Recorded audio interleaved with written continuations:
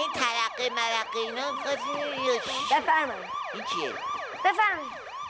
سلام پسرم. سلام بچه ها، خوب هستی؟ سلام شهلا جان، خوبی؟ حالت چطوره؟ سلام آقا شما چه سرزده؟ ما که کاری نکردیم. دوز اومده؟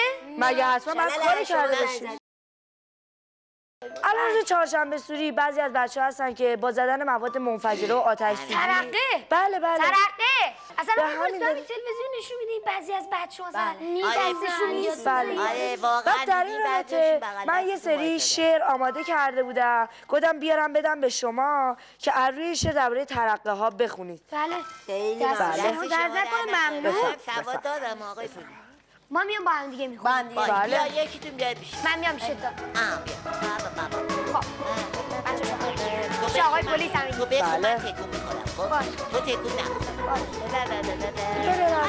همچین روزی بچه به غیر از ناراحتی برای خودش بله بخواه دیگه، نشون چیزی ناراحتی نداره. بله. شیرینی هایی تو به کام خودشون تلخ میکنن بعضی از بچه‌ها.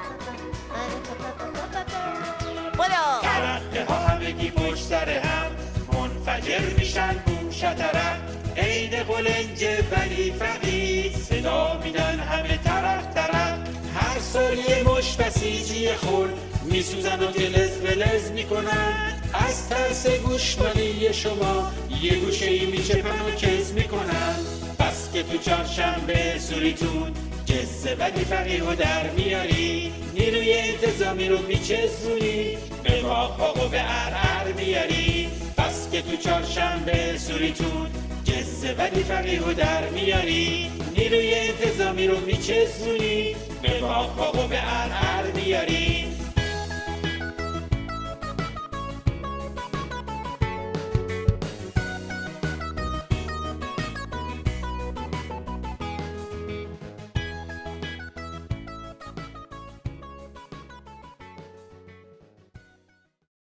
اگه اهل